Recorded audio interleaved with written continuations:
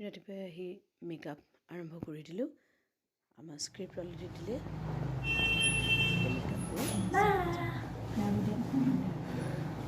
ভাল খবৰ মাহী খবৰ ভালে আপোনাৰ এয়া মোৰ অৱস্থা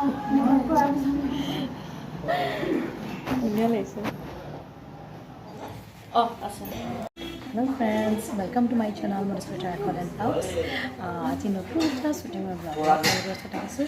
মোৰ ওচৰত মনিকা বাও আছে। আমি আচলতে এতিয়া ছেটতে আছোঁ। মই ভাবিলোঁ আমি ছেটৰ পৰাই মই শ্বুটিঙৰ ব্লগটো আৰম্ভ কৰি দিওঁ। আপোনালোকে চাই যদি ভাল পায় তেতিয়াহ'লে লাইক কমেণ্ট আৰু শ্বেয়াৰ কৰিব নাপাহৰে। আজি হঠাতে সকলোৱে যে ইমান আনন্দ কৰিছে মই বুজিব পৰা নাই। আমি শ্বটটো দিয়াৰ আগতে সদায় আমাৰ যিখিনি আমাৰ ডাইলগ থাকে, যিখিনি বচন থাকে, সেইখিনি আমি এবাৰ আওৰাই লওঁ। কাৰণ আমাৰ প্ৰতিটো চিনেই আমাৰ কাৰণে পৰীক্ষাৰ দৰে হয়। গতিকে আমি যিমান পাৰোঁ মুখস্থ কৰি মনত ৰাখি থওঁ আৰু সেইমতে আমি নিজৰ যিখিনি আমাৰ মডুলেশ্যন থাকে মডুলেশ্যনখিনি আমি কৰোঁ। আমি ডাইলগখিনি ক'বলৈ চেষ্টা কৰোঁ। তাকে চাই আকৌ আপোনালোকে আমাক গালিও পাৰে, আকৌ কিছুমান কেৰেক্টাৰত আমাক মৰমো কৰে। চকুত ধূলি দি পেলাই ইমান দিনে কাম কৰি আহিছে। ইমান বেয়া কাম কৰিছিলে আমি আজিহে আমি গমেই পোৱা নাছিলোঁ। আৰু এটা কথা কি জানেনে, শ্বুটিঙত আমি সকলোবোৰ এটা পৰিয়ালৰ দৰে থাকোঁ। যেন সকলোবোৰ যেন আমি ককাই ভাই ভনী বৰ ভাল লাগে।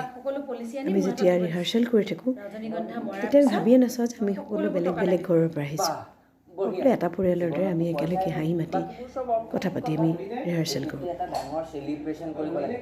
প্ৰিন্সি আমি যে আজি মাংস বনাইছোঁ, মাক অলপ সৰহকৈ দিব লাগিব। ঠিকেই ইমান ধুনীয়া চিন্তা দাদা। তহঁতি মোক ঠাট্টা কৰিছ নেকি? ঠাট্টা কৰিম নেকি মাক? যোৱা ভাত যোৱা।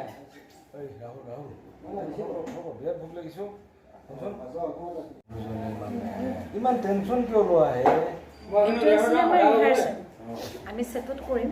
তাৰপিছত আমি আমাৰ পৰিয়াল শ্ৰীমন্ত চৌধুৰী, হিয়া মানে প্ৰিন্সি আৰু ৰাহুল আছে ঋতু আৰু মোৰ নাম কি আছিলোঁ? মই মধুস্মিতা।